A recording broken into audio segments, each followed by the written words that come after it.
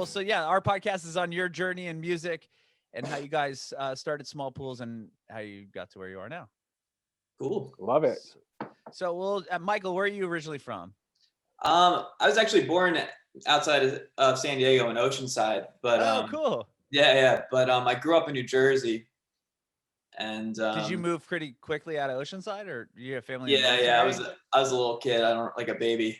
Oh, okay. I think I spent like a year there, but I was born in California, so that's where and then that's kind of where the band started in LA. So very cool. So you moved to Jersey, is where you were raised, though?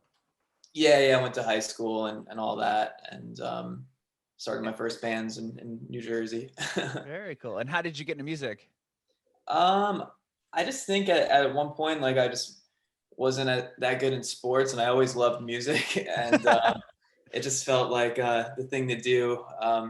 When I was a kid, my uncle had like the most like extensive record collection. I guess he probably still does, where I'd go to his apartment in Queens in New York, and it was just like records just lined his entire, like, just a small apartment, but it was like all alphabetized, and I don't know. So rumor has it that like he could say like, go get Led Zeppelin House of the Holy, and I could like find it in his collection. Oh, rad. When I was like 3. I don't know if that's real or not, but I always loved music, and just started playing in Jersey, and it was just kind of like a cool time too, with like a lot of music, a lot of venues. So like in high school, there's always somewhere to play, and always something to do. What was the first instrument you learned? Guitar. Oh, guitar. Cool. Yeah. And was that what kind of led you into songwriting and starting these bands? Were you always a guitar player?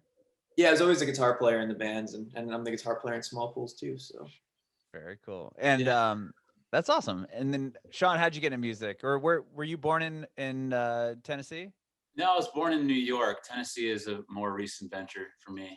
Okay. Been here a couple of years. But yeah, I grew up in New York. And I think, I don't know, I just had like a little Casio keyboard, and I was kind of able to play like, whatever, like Disney songs or, stupid little songs by ear. And I think I had like a solo in like a school play. I had to play Joy to the World in like one of the Christmas plays or something. It's like ding, ding, ding, ding. But my mom was like, wow, you can do this by ear. And then my granny, yeah, that's what I would call her. She bought me a piano, took lessons, but then I wanted to do like the band stuff, so I got a guitar and started doing that instead. But picked up the piano in the later years and kind of stuck with the keys going forward. What about singing? Were you always a singer, like in chorus or choir or anything like that? I did do that stuff early on, but like I must have had like a sense of the notes and whatnot, but I don't think I was very trained or good or anything. Even starting like my first band, I was the singer, but we were like, we got to find a singer. This is not really going well. But I mean, just the more you do it and the more like muscle memory you get, and I don't know, it's something I just kind of drove myself to do. And with those bands, was that kind of like what you aspired to do, or is it always just kind of fun, weekend type things? I think early on, probably like middle school, it was always like finding a cool band, and but I was kind of always in sports and decent at it, so I don't know. I was gonna say you were good at sports, so still are. Yeah, I wasn't like the cliche band person. I don't know, maybe splitting the time, I was like jack of all trades, master of none. I should have dove into music, got classically trained. That's awesome. I know just enough to like write a song or do our stuff, and that's about it. That's about it. Right on.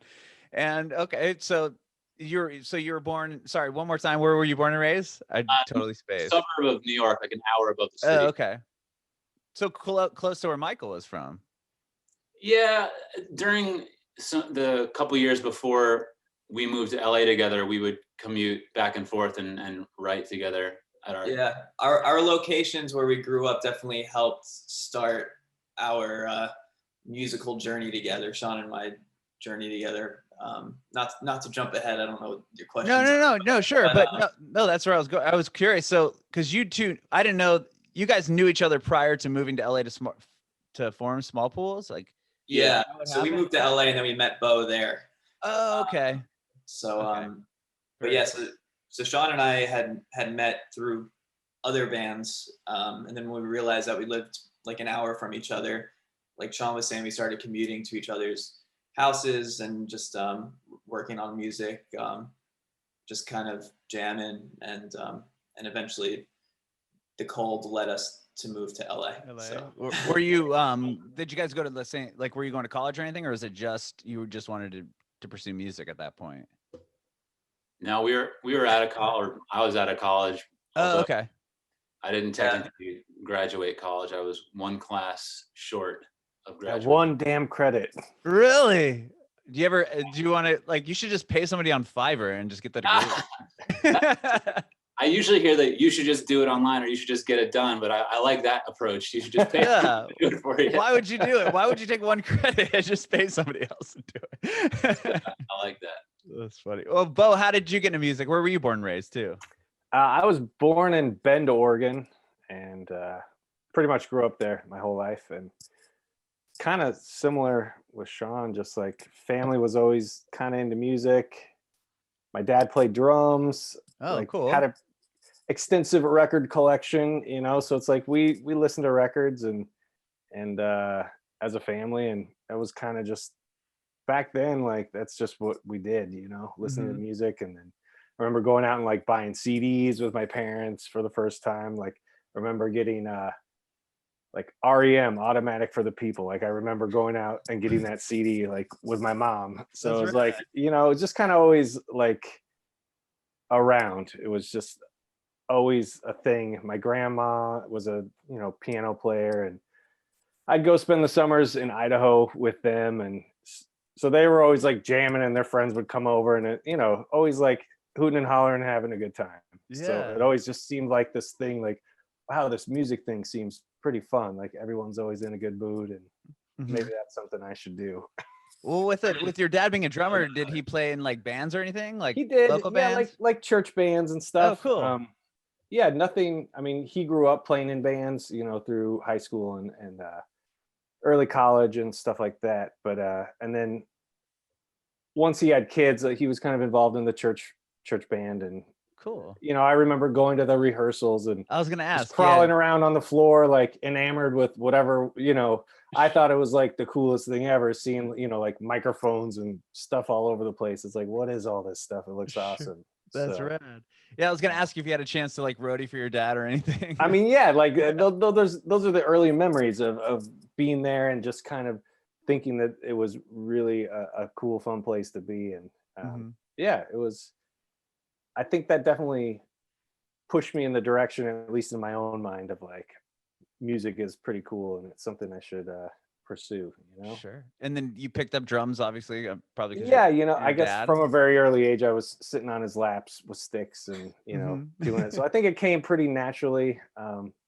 They got me a drum kit after they realized I was pretty like actually into it, and it was something that I wanted to pursue. So I think for like my 9th or 10th birthday, they got me my own drum set. So that was a big deal, you know. Yeah. And then did you start any bands when you were in middle school? Yeah, high school, you know, middle school, there's all kind, you know, just the cover bands. And I was in a band with this guy. I grew up in my hometown, and we do like Jimi Hendrix covers and wow, you know, Nirvana. Like, you know, we grew up on Nirvana, like when that album came out. So it was like we were all over the place, just playing all those songs very poorly, but it was fun.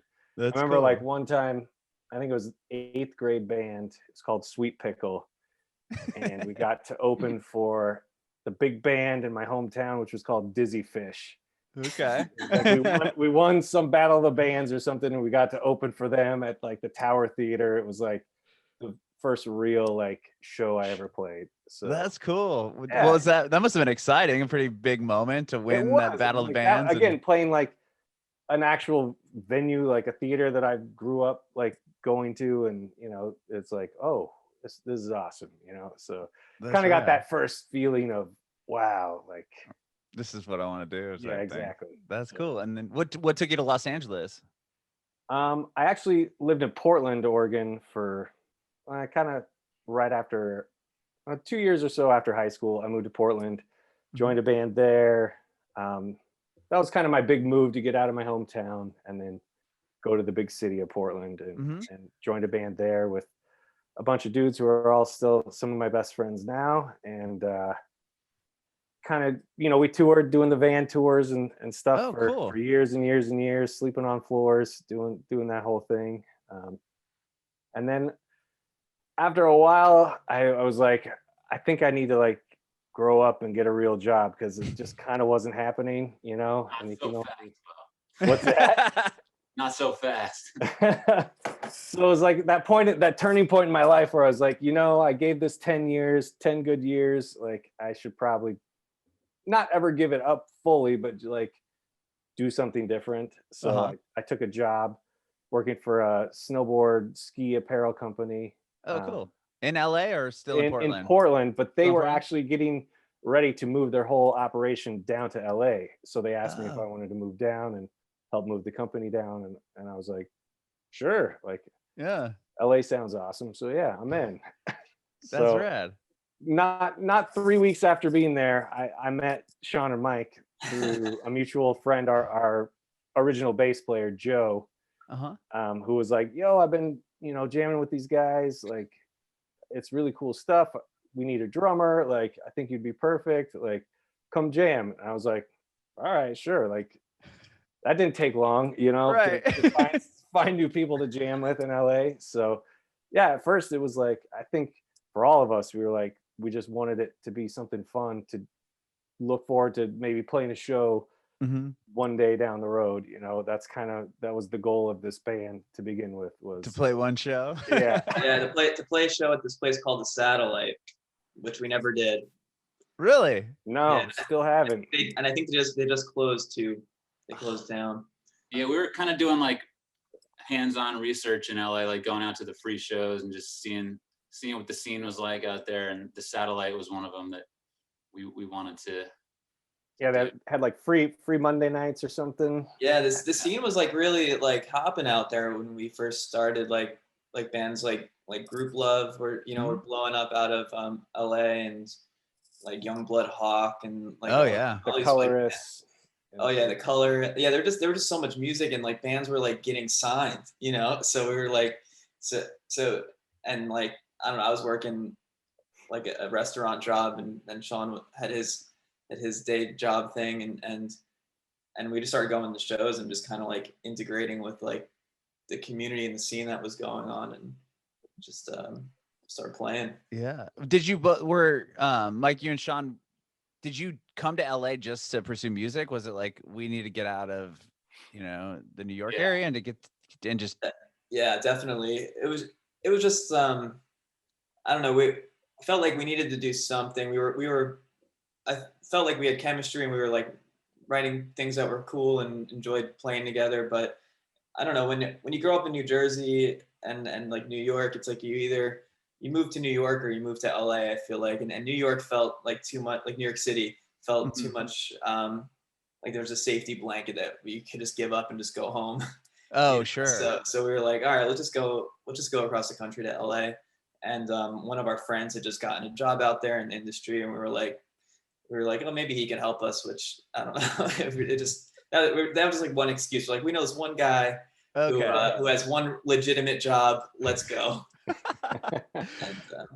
So you guys just moved out, and then, like you said, you were just going to shows and trying to meet people, when you weren't working. And were you guys? I don't know. The first year was not easy.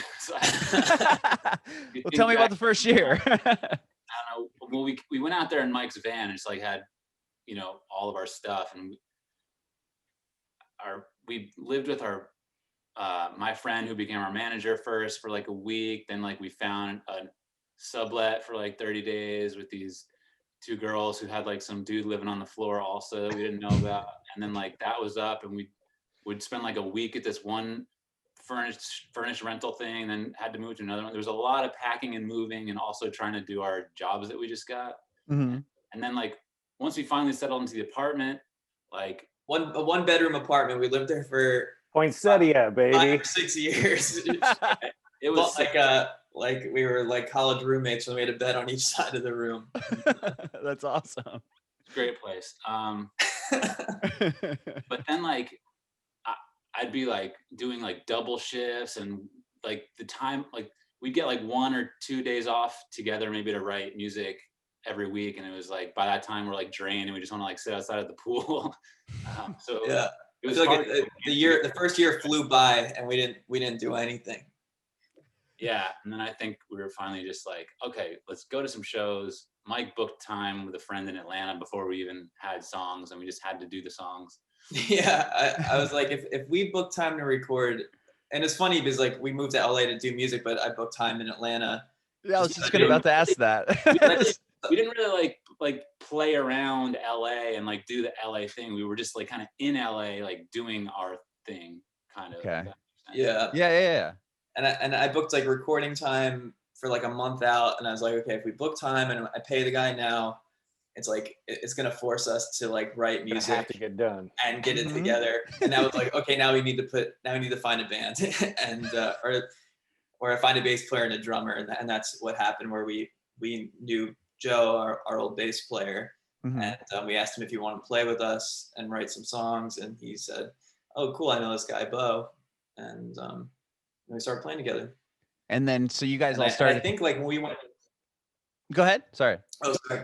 And I think when we went to Atlanta, like you had just started working, so you had to like ask for time off, and you didn't. Well, like, yeah, I had just moved down, and we had just relocated our office, and I was in full like normal work mode with with this company, and it's like, hey, can you take a Monday and a Tuesday off to go to Atlanta to record? And I was like, let me check it out. But luckily my boss, Ben, who's one of my good friends now, he was super chill with it and was like, yeah, man, that sounds great. Like, what a great opportunity, And I was like, oh, thank God. Like, that's awesome. Like, that worked out. So yeah, I was going to ask how that all worked out, if you were able to get out to Atlanta. So we were all kind of there at different times. Like, I was there for the first day or two tracking drums, and then I think Joe came afterwards. It was kind of like, yeah, I don't think we were ever all there at the same time. No, I think Sean and I were there the whole time, and you and Joe kind of flip-flopped. Right. And was that first recording session, was that what became the first EP? Or was that just like different demos and stuff? It became this. We had this one song called Over and Over. Mm-hmm. So basically all the songs were just kind of like all over the place. And then it was just 3 songs. It was like, oh yeah, sorry. Like this weird rock 30 Seconds to Mars sounding one.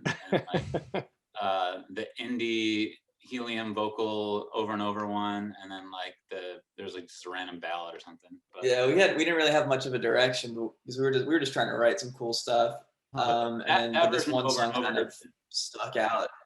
Yeah, that one stuck out to like our friend who was at the label and friends that we showed and stuff. So that's what started to like get us, I guess, I don't know, attention from like close-knit friends. Mm-hmm. Yeah, we were just like, oh, this song, people seem to gravitate towards this, and this song is obviously way better than the other songs. We should kind of stick to this vibe. Like, go down this path of okay, so that's like kind of where it took you sonically, was in the direction of that one song. Yeah, but sometimes you need had 3.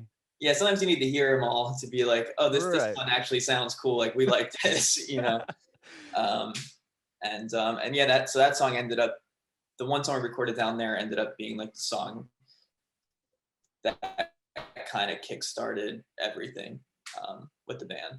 Okay. And so you had that song, and then what'd you guys do? I mean, people obviously liked it at the point. So I guess insert that one friend that we knew who had an industry job.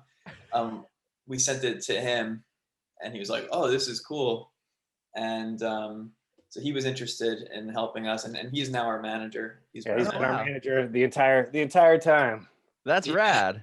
So we showed it to him, and he liked it. And what happened next? So did he give that to Captain Cuts, or somehow they heard it, or Captain Albie was his Albie? Yeah. the producers that we use, the Captain Cuts guys,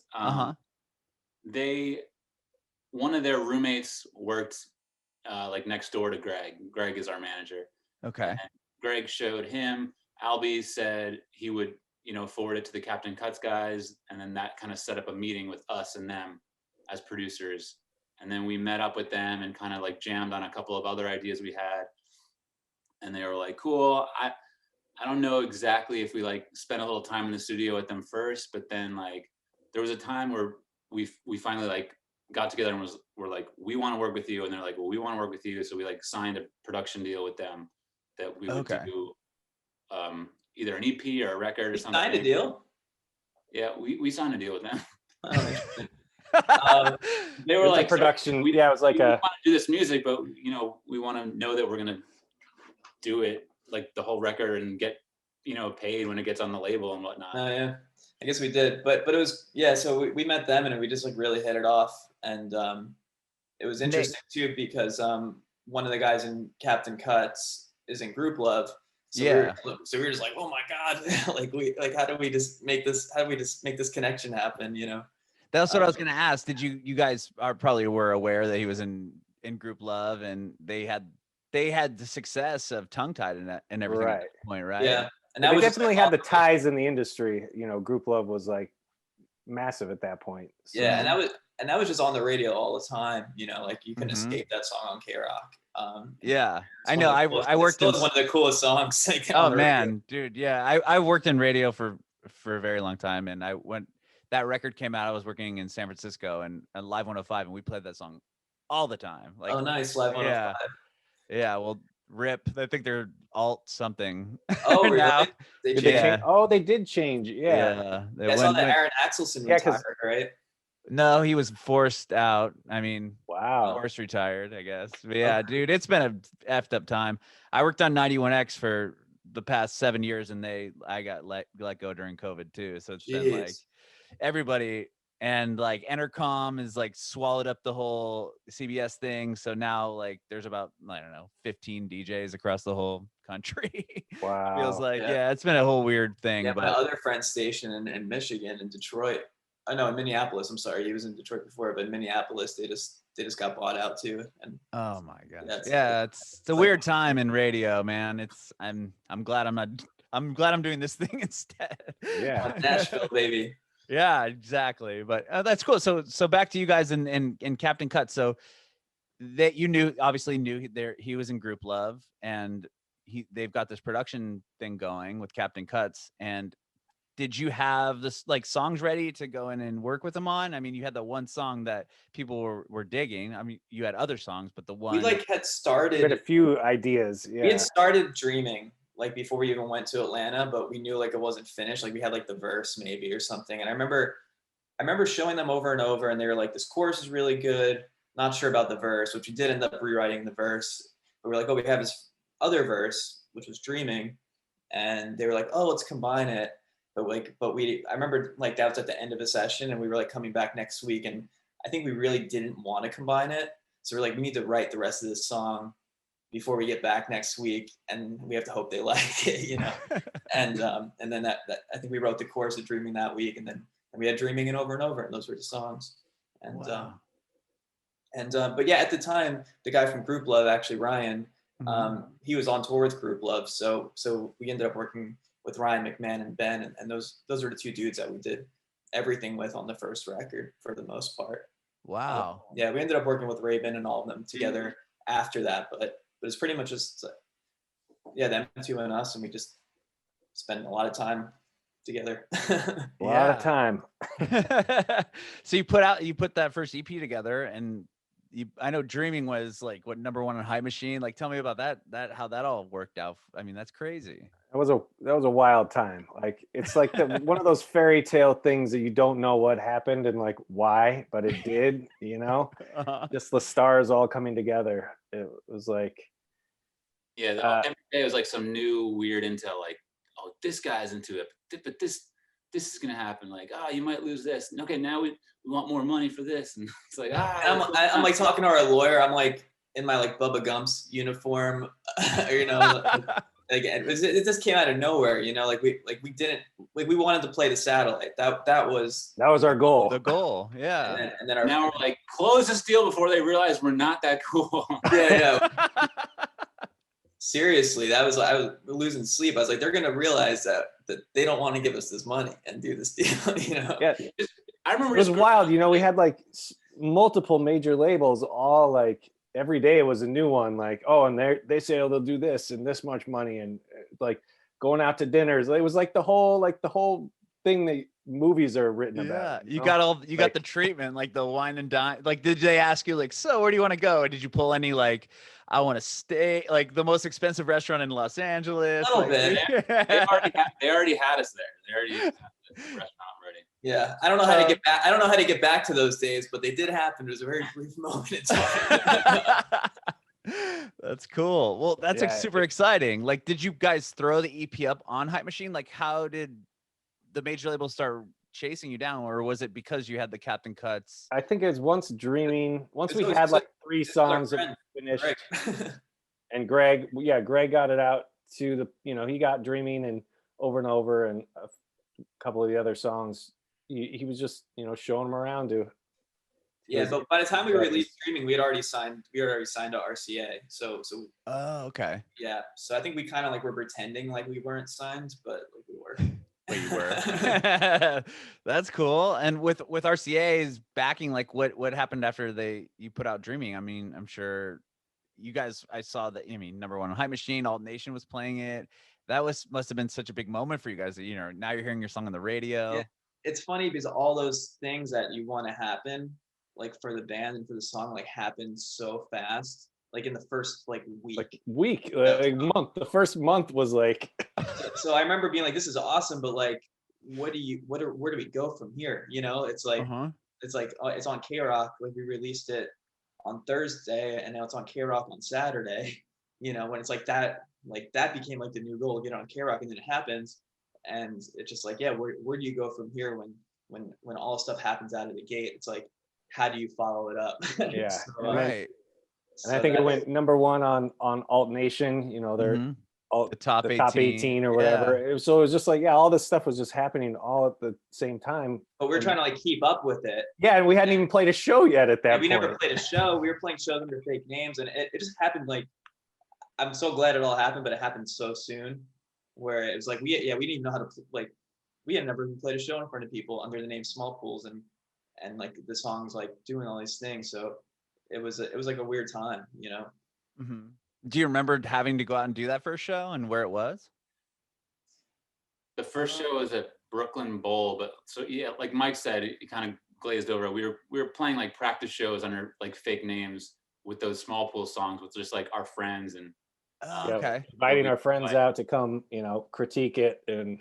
Oh, sure. What do you have any? What were some of those names you remember that you got? Was it different one every time you guys played? There was like 3 or 4. Yeah. My favorite was Buffalo Cauliflower. Yeah, there was Buffalo Cauliflower. Meet the President. Oh yeah, Meet the President. Pop the Culture. Met the President too. Met the President. There's 2 of them. But I remember on like the last Buffalo Cauliflower show, we were pulling up to that show and it was on K Rock. Like Dreaming was on K Rock. Like Dreaming was on the radio. We're pulling up to this fake show. We're playing at like a small venue in LA, you know, to our friends. Did anybody call you out? We're like, hey, is that a cover of the song I just heard on K Rock? I think I remember talking to someone. I remember someone like knowing that they being like, I just heard this on the radio or something. I don't know. It was a weird time. That's funny. I've heard of bands doing that where they'll play like under a different name when they're first kind of, like you said, you're like establishing their live show, and if they we didn't want to suck and have everyone be like, that band sucks. Right. I mean, it makes sense to be honest, right? Yeah, I mean that was our whole thing, is like we knew we were all like good musicians and it would just take us some time to put this all together, but it's like you don't want your first time of us all playing on stage to be when there's, you know, 100 people in the audience or whatever. Right. So because you're kind of in this spotlight at that time. Right. You know? And then it's, this band. Yeah, you have a lot of hype. And then if they show up and you guys aren't, I mean, you're ready. Obviously, you're pros, but like you said, it's just getting that chemistry and making sure it's all. No, we needed those shows. We needed it. Yeah. Yeah. What was the first official Smallpool show? Yeah, Brooklyn Bowl, right? Brooklyn Oh, Bowl Brooklyn in Bowl. New York with Sean White's band, the snowboarder. Really? Oh, what's his band called? Is he still in that band? No, I They don't were think so. But Bad Things. Bad Things, yeah, because they played, or they had a studio here in Encinitas. Oh, okay. Cool. Oh, okay. Yeah, it was yeah, Bad Things and Ghost Beach. that's cool. Yeah, and it was what was it? A Neon Gold show. Yeah. If you remember Neon Gold at all. Yeah, I do. That's yeah. cool. Yeah, it was awesome. Like that was the first, and it was packed. I mean, that place was, it was a fun show. Like the energy was good.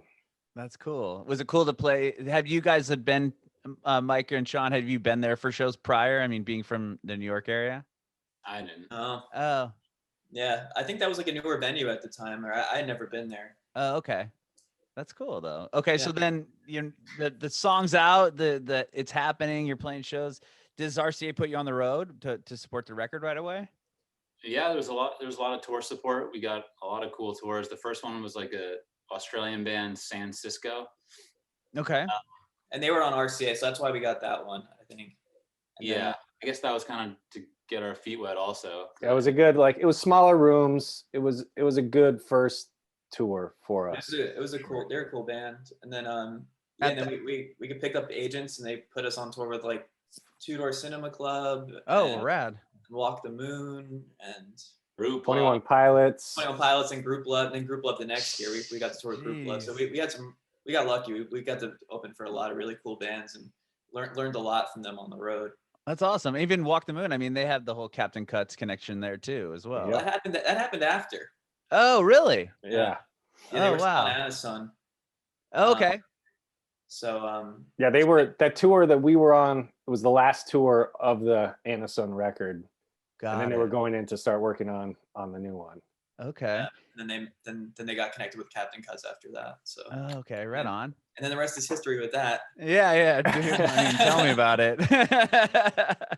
Wow. Well, Bo, I have a question for you. So, at this point, were you able to quit the job at the Yeah, so snowboard like company? funny enough, like this was all happening, you know, I guess early winter. It was like February when things started really, like we were like, I think this is actually really happening, you know, and none of us really believed it at the time, but like I think we flew out to New York in like January or something to think it's meet with February. RCA. What's that? I think February. February? Yeah. And I think then after that, it was kind of a done deal. And, you know, at that point, everyone at my company, like everyone was super cool. It's like, it was a smaller company. Everyone was very down to earth. And like, you know, it was a action rooting for sports. you? Yeah, they were rooting for me. It was like, they were Yeah. like, dude, this is amazing. Like I've never known anyone that was like, had this happen. So it was cool. And they were very, very nice in letting me stay until I couldn't stay any longer. Sure. Wow. Mike and Sean, do you guys remember was that around the same time you got to quit your jobs also? Yeah, we probably yeah. all did it around the same week, right? I What? think we probably all did it around the same week. I think. Yeah, I think I had quit my job before for a few months and then asked for it back. I don't know why. I don't know if we got like a big iTunes check or something from like an old band, and I was like, oh, I'm gonna quit and like do music for real. And I was like, yo, I need that job back. This is my second quitting of that job. That's cool. Were you guys working still at the time that K-Rock was playing it? Maybe. I don't think so. No, because I remember being done with work around April of that year. Okay. And I think we were, you know, just working on writing for the record. And Mhm. Yeah, I think we worked through. Like we had signed. I think I probably worked for another month or so. Okay. and That's then interesting. finally- I remember hearing a story of John Feldman, like hearing, you know, that first Goldfinger record here in my bedroom, like on the radio on K-Rock when he's like working at some shoe store still. I remember getting the deal offer, and I was just like checking my phone frantically to see if it was really coming, and it came like as I was like at like the window to take the food, and I was like reading it, and I remember just like the cook was like yelling at me. He's like, "Get off your phone! Like, what are you doing?" And I was like, "We got a record deal," and he's like, "Take the shrimp out!" Like, Oh, like, that's this kid's awesome. delusional. That's funny. Well, so then the next record you guys put out was The Science of Letting Go. That was the next EP. Mm-hmm. Tell me about what was the like milestone from that record, would you say? So we ended up releasing LOVETAP, and that was on RCA, and that was the record that we did with Captain Cuts. And then after that, we Oh, left. you did the EP. Oh, sorry, you guys did the full length first. Yeah. So Okay, I got came later. Yeah, so, after. Okay, so tell me about LOVETAP. I don't know. Yeah, that's when we spent all the time with Cuts, and we worked on that record for a long time, and we were touring. It was like working on the record. A killer tour offer would come in, so we'd have to take it, and then we'd do the tour and come back, work on the record more. Then another tour offer would come in that we'd have to take. And so it's just it definitely took too long to finish the record. Like by the time the time the record came out, it was like, and Dreaming and the EP songs were going to be on the record, and they are on the record. But it was like that was 2013, and then like the record didn't come out until like 2015. So it's like a lot of time had passed, and a lot of the songs people were hearing on the road for a long time. So it came out, and we did some tours on it that like that's when we started like doing our headline tours and stuff. And The shows just were getting bigger and bigger as you progressed. I think so. Yeah, it's like we definitely played some venues headlining that we were like, whoa, this is crazy.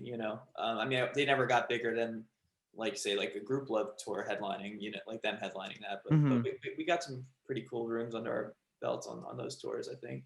That's cool. Fun. Yeah. What was the first time you guys kind of had like a rock star moment? Like, whoa, like I can't believe this is happening right now. Like, was it when you played like Jimmy Kimmel or something like that? Oh yeah. I mean, that was crazy just doing that. And we were like, we had to fly. Weren't we? Where did we come from? That was like a one night. We had to fly overnight to. I was like Denver, and we went to Minneapolis. Yeah, because we were on tour, and we were booked for Kimmel, but we were in the middle of one of our headlining tours. Oh, Walk the Moon tour. Oh, it was. Oh wow. Oh, for Kimmel, yeah. Yeah, and I remember just like getting back then, it's like to Eli from Walk the Moon. I was like, "Did you watch it? Did you watch it?" He's like, "Yeah, it sounded good." He's like, "Oh, thanks." Was that cool? Like, did you guys play like inside, or did you get to play on that stage outside? Because he's got two different kind of. No, inside. We were inside. I've seen the show a couple of times live there. The inside's sick. I really like. It's awesome. It was funny just because the front row was like all of our friends. It was like Captain Cuts were all like in the front row. Like my parents were there. It was like. Oh, that's awesome. Super cool. That's really cool. That's probably. Go ahead. Sorry, go ahead. Oh, I was just gonna say. I think my dad was very proud. We went and had drinks afterwards. We ran and got drinks at the Roosevelt with your parents. Yeah, it was like, that was the coolest thing I've ever seen, so that made me happy. That's awesome. And because they shoot it early, you got a chance to probably go home and then like watch it together. Exactly. Like, the episode. Well, no, we flew back to the tour, so we couldn't watch it. Oh, right away you guys had a bail. Yeah, so I remember we jumped and we ran up to the Roosevelt because they're pretty much connected, like Jimmy Kimmel and the Roosevelt. Yeah. Because my parents were staying there. We had some drinks. Ran there. We like pounded some drinks with your parents at the bar, and then went to the airport. Yeah. Oh man, that's pretty rock star right there, I must say. Yeah, those were wild times, Yeah. Blurry, very blurry. Yeah. Very blurry. Okay, well now we can get to The Science of Letting Go. Sorry, I skipped ahead there. No, you're all good. Tell me about that record and what was the big moment for you guys from that one? Well, so that one was like, so we ended up leaving RCA after LOVETAP came out, and then Science of Letting Go. It's actually an EP, so LOVETAP's actually our only record, right? So like our full album. For full length, sure. Yeah, so we're working on the new one now. It's almost done. Yeah, we'll get there real quick. But the Science of Letting Go was just like kind of like trying to navigate life outside of the major label world that we were in, and working with a lot of different producers and writers, and just trying to figure out what the next step was. So that one was kind of just like a hodgepodge of different writing sessions and all into one EP. Mm-hmm. But were you guys touring on that as well? Like, was it different as an independent band now? I mean, yeah, I think we've never stopped touring. I mean, that's right. kind of our bread and butter has been life on the road. That's why we've been able to maintain, I think, this career to this point is just being able to be on the road. What's that? Up until the pandemic. Right, Oh, up until the sure. pandemic. But that's how we've been able to stay alive and keep things growing. Mhm. But yeah, we toured on that. After, yeah, we did the Mr. Wives tour. Yeah, we Oh, that's huge. Yeah, that was a really cool one. We got lucky with them agreeing to take us out. They're an awesome band. Yeah. that was awesome. We released that EP, and I think the song "$1 Million" and "Passenger Side" are on that, and those did pretty well for us on Spotify, and kind of kept us going in the streaming front. And Yeah, like Mike was saying, it was just that, you know, trying to find our own path as being our own kind of label, or Right. in our own career, yeah, doing whatever we need to do to make things happen. You know? Sure. Or it gets a lot less exciting, basically. yeah. We all the good stuff already happened. Well, what about So Social? That was also put out, self put out as well? Yeah, so we moved to the Social EP was kind of like we were working on like a new record, then we left RCA, or got dropped from RCA. So we had like all these songs, and so one or two of those songs that from this record that never happened ended up on Science Letting Go, and then whatever didn't end up on the Science Letting Go was just what we had left. And at this point, we weren't like producing our own music or anything like that, so we just had like this collection of songs, and I don't know, I think we had the song "Stumbling Home," which we thought was strong. And we were like, let's just build like an EP around this, just so we can put out a new body of work and keep new music coming out and tour on it. And so that's when like the band kind of shifted from LA to Nashville. Oh, okay. I didn't realize that you guys moved out to Nashville, so you're all familiar with it. Yeah.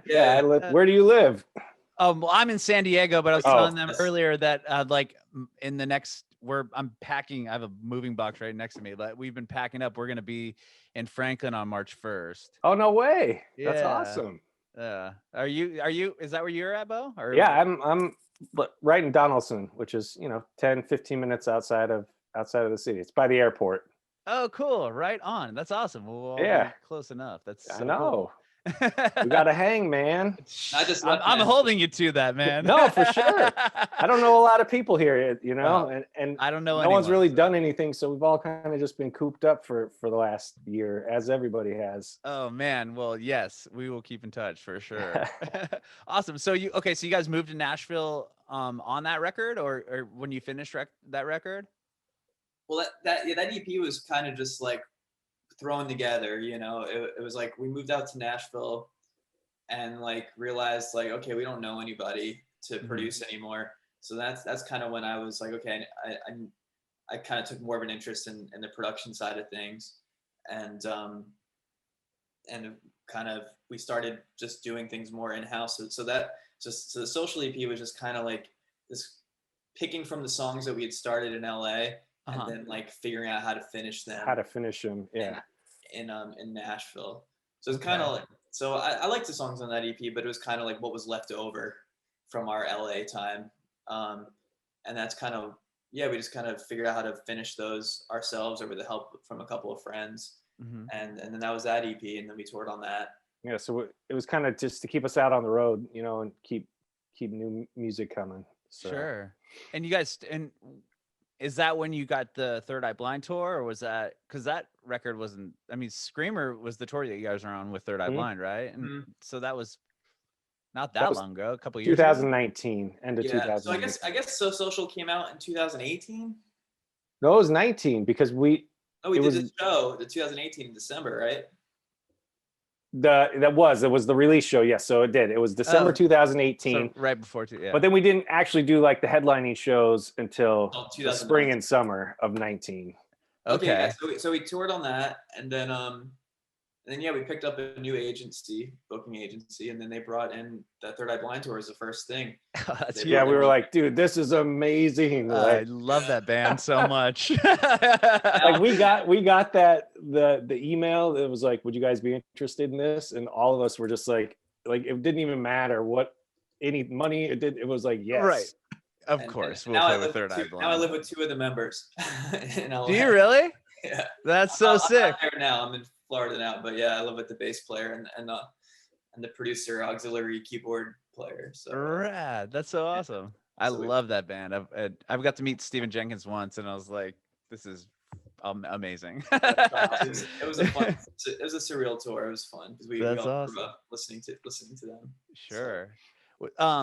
So that tour ended prior to COVID happening. I'm assuming you said Just it ended right in the before, summer, yeah, it right was like before. November, December of 2019. Oh my gosh. So where were you guys at when that all kind of happened?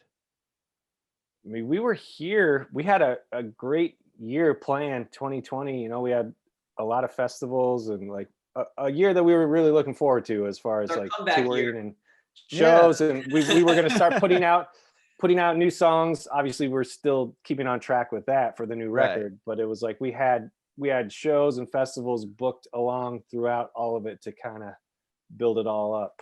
But Did you have the record? The record was recorded already, or were you guys still working on it when that happened? I mean, we were working on it. I think we kind of had an idea of what it was going to be, which I'm actually glad.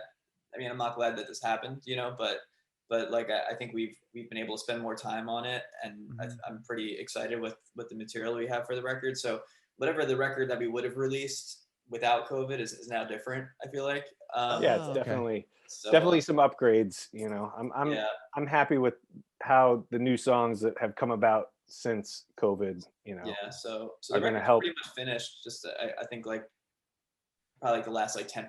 I just need to kind of buckle down and just do it. And did you do a lot of did you record a lot of the record in Nashville?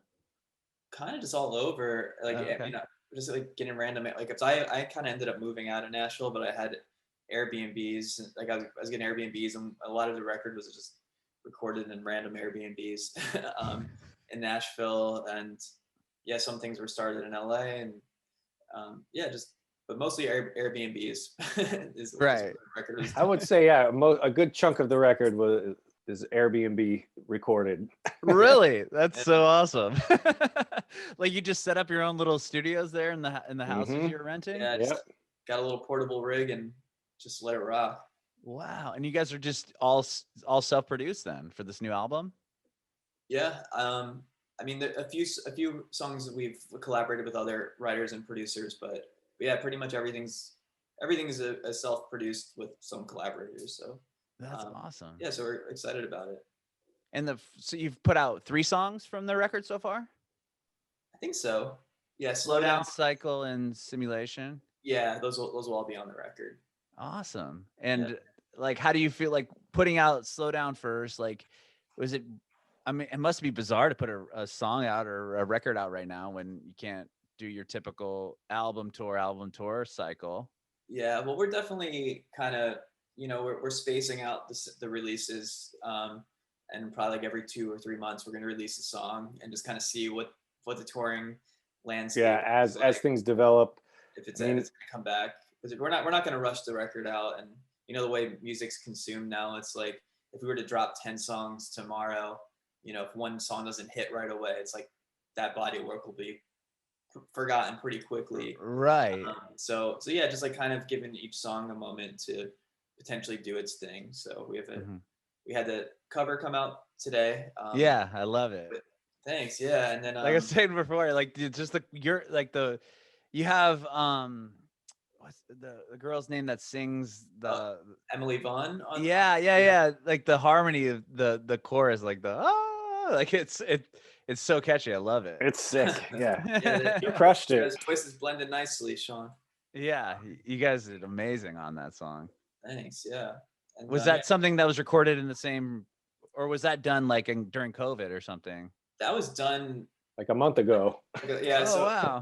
So actually, like right before I was in LA, and I just started just kind of building the song out, like the track of the song, and then we got an Airbnb in Nashville, and then like we wrote all these new songs, and then at like the last day, I was like, "Hey, Sean, can you sing this?" And so we recorded Sean's vocals, and then I came down to Florida just for like the holidays, and I haven't really left. But Emily, who I didn't know at the time, but she was down here also, and we connected through a mutual friend, and I was like, "Hey, you want to sing on this?" And we did COVID tests, and then we did it. Wow. So, Isn't that bizarre now? You have to do a COVID test before you can even be around people. It's just such yeah. I'm still trying to wrap my head around this whole thing. It's Yeah. strange times, but But that song came about like it was like a 3-week turnaround time. Like we finished it, sent it to mixing, and that was like last week, and now it's out today. Why'd you guys decide on the Fleetwood Mac cover?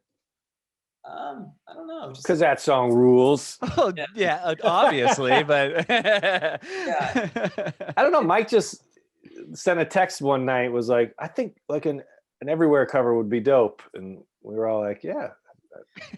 I really thought the intro of that song was really cool, and Mhm. I think I just wanted to figure out how they did that, and I don't know, and once I figured it out, I was like, yeah, this would be a cool cover. I don't know. Yeah. No, it's like I said, man, it's awesome. And I love going back to your guys' own stuff. I mean, Simulation is so sick. Like tell me about that song and what do you have planned for what's coming next for you guys? Nice. Sean, you came in with that song idea.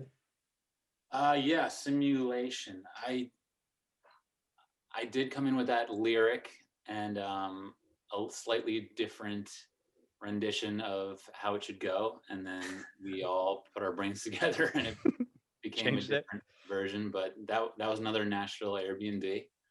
Yeah, it was an Airbnb. Yeah, how can I explain Simulation? Yeah, I don't know. You came in with the concept of like living life in a simulation. Yeah, I think it was in the summer. Was it like end of summer? Yeah, I think so. I feel like we were all kind of feeling it was like just weird. It's been a weird year, and yeah, just like the world is crazy. It's even crazier this year. Like, are we living in a simulation? What's going on? Yeah. Just I don't know. It's one of those like, it sounds cool, and you had this bass line. You had the bass line and started playing it, and I started banging around on the synths, and then we just had the song came about quickly. I mean, I think we rewrote that song in like 45 minutes. Like that was a quick one. I felt like. Yeah, it was quick. Yeah. Wow. And that was recorded during COVID. I mean, when was? Yeah, that was. I think, like I said, I think the end of the summer, maybe August. Yeah. So was this record started after you guys got back from the Third Eye Blind tour, or were you already working on it before that? Slow Down was pre-COVID, and Cycle were both pre-COVID. So I met Morgan right after the Third Eye Blind tour. Oh, okay. And we got together, and that was another song that came out really quickly. And we did that song in like December. And Cycle, I think we had, I think I finished that song, like we had like a little portable studio that we traveled. I wouldn't call it a studio, but a little portable setup. And I think we finished that one on the Third Eye Blind tour. Okay. But everything else you have coming out and that's done has all been done during this I'd say lockdown, like so to speak. Probably about 80% of it. Yeah. Wow. Yeah. Was it different working that way? Like, were you able to collaborate with people like over Zoom or anything? Were you doing like writing sessions or no? Yeah. I mean, one of the next songs that's going to come out, not the next one, but this other one was like, written on Zoom. And Life of the Party was like right in March, like right before everything locked down. Like, yeah. So our next song is called Life of the Party, and that was written right before. Like literally the week things closed down, we had a session. Oh, yeah. Wow. At an Airbnb, I think. And then we had this other song, Science Fiction, that's going to come out in a few months. That song was on Zoom we did a session with my friend Dan, and we were sending stems back and forth, and that was done totally remote. So, is it it's a different is it weird? Like is it different to like, can you like, I mean, do you feel like you can still vibe off people that way, or are you working with people you've already worked with and it's not as strange? It's different, but yeah, it's kind of nice also, just like, being able to just kind of send things to each other and just kind of play off of each other in that way. It's a different collaborative experience. With that song, for Science Fiction, Dan and I had worked together before, so wasn't too weird. It was our first time working on Zoom together, Sure. but of all the songs we've written together, like that's the one that's going to be on the record. So that it works. Yeah, that's awesome. That's cool. And what about promoting the show? Like, or not the show, because I want to talk to you about the Eliza Schlesinger show. How did you guys get that first? Before I go into the next question. That one was super random so she had like tweeted about us like years ago, and like, oh, that's pretty cool that like Eliza Schlesinger's into the band, and none her Netflix specials and stuff, and we just played a show in like Ohio, I think, was it? Do you guys remember? Yeah, I think it was Ohio. Yeah, and it's like 6 o'clock in the morning, like super early flight, and we were walking with like hoods on and stuff, and I think I went to get like a coffee or something, and then Eliza Schlesinger comes up to me and she's like, Smallpools, and I was like, oh my god, Eliza Schlesinger. In the airport in Ohio? Yeah. In the airport in Ohio. What part of Ohio? Because my family's from Cleveland. It was Cleveland, right? It was Cleveland. Oh, yeah. There you go. Yeah. That's funny that she was in Cleveland. How random. Yeah. So she was on tour with this guy Hunter was opening for her, and they were on tour. They played the night before, and I forget where we played. It was a college or something. It might have been a college show. I can't remember. Yeah, and I met her in the airport, and we kept in touch, and then she reached out and was like, "Hey, I have this show coming out. I would love if you guys did the theme song." Wow. And then that for the most part, I think that came about in quarantine, or no, it didn't. That was before. On the road too. Yeah. I think we finished that on the Third Eye Blind tour too. Yeah. And it came out. The show came out during quarantine. Right. Yeah. Okay. Yeah. And did you have to send her a bunch of different songs, or did you just write one and we're like, here you go? No, I mean, we sent it to her, and she was like, "This is cool." Like, we're like, okay. Yeah, awesome. We sent like an early, phase of it. It was like, is this the idea that, does this jive with you? Is this cool? Mm-hmm. And it's funny because like we finished it, and then like I was like, I wonder if the show's ever coming out, and then like she texted me like 2 days before the show came out, or whatever it was, or before the trailer. She's like, it's dropping April 1st, and the trailer comes out like tomorrow or something. And it's like, oh, okay, awesome. That's rad. Yeah, so that was fun. That was like right at the start of quarantine, so that was like a nice little exciting little spirit. Yeah, it was a spirit pick me up. Right. Yeah, and that must have been exciting too to see it on the show, like for the first time, to hear the theme song. I mean, that's big. Yeah, it's our first theme song, so and only so far. Well, that's not awesome. True. Actually, we just did that video game too, or the board game. Oh, another one coming out. It's out. It's out. Yeah. What is it? I'm sorry. It's for our friend's board game, Masters of Mutanite. Oh, cool! It's a board game, like a board game. Yeah. Our manager's little brother like creates games and stuff, and he's he hired us to do his theme song. He came to us with the melody and like the character names and everything, and we just put some chords and production to it. Mike did his thing, and when we say little brother, he's our age. Well, that's I've known him my whole life, so he's always just been the little brother Andy, in the other room. That's cool. So it's for a video game, like a computer game. It's for a board game. It's a board game, yeah. And he just launched the Kickstarter last week for it.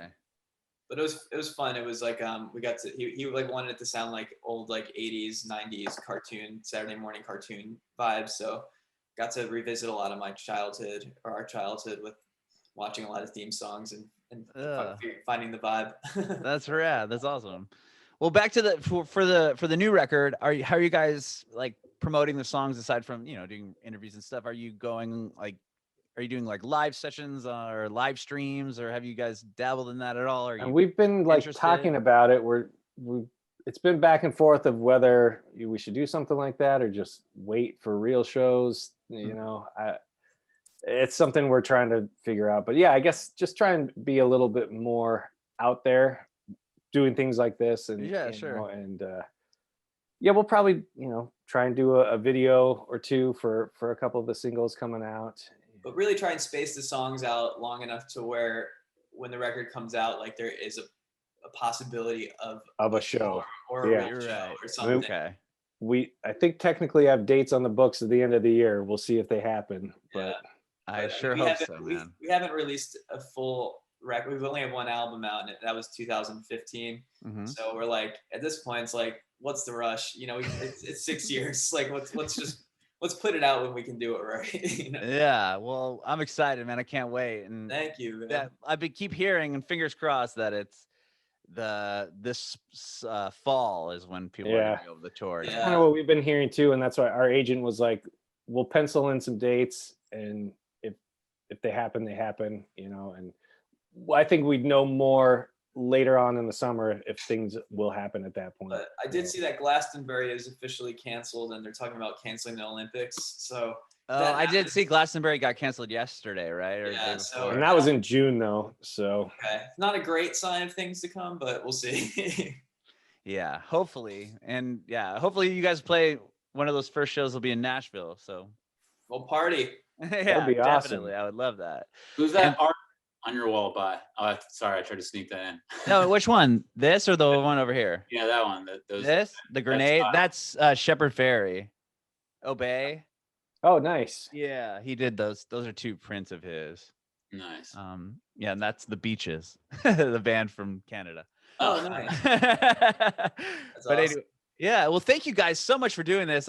This has been such a pleasure. I really Thanks appreciate for asking it. us We questions. appreciate it too. We It's always don't fun to talk about ourselves for this long usually, so we appreciate you letting us It's do fun- that. fun going down memory lane and Yeah, this is remembering all these things. I really appreciate it. And I have one question for all of you before I let you go. I want to know if you have any advice for aspiring artists. Whew, this day and age right now, I guess you got to just stick with it. If it's something you want to do, you have to find your path, whatever that may be, you know. I guess I know people always say that, and it's pretty cliche, but it's like, if it is something you want to do, you have to just go out and do it. You No can't one's give gonna up, though. right. Yeah, because no one's ever really made it by giving up. I mean, maybe there's one or two people that just like randomly happens after they've thrown in the towel, but I feel like we've all been doing music for a long time, and like everyone who stays in it like has their moments, you know. Yes. And so, but it doesn't happen by giving up. So just like keep your head up, stay in there, challenge yourself, you know, listen to other people's music with open ears, and and just there's a lot of people doing great things, and there's inspiration everywhere, and also just be unique, don't follow trends. It's good to know what's going on, but sometimes, but also just kind of just Find follow. your niche, right? And Yeah, find- exactly. Yeah, find the thing that makes you unique, and do it, because there's only one you that can do what you can do. So we're just throwing out all the cliches, but Yeah. I love that true. though. But it's not, and it's not being scared to put yourself out there for being you, doing whatever it is you're doing.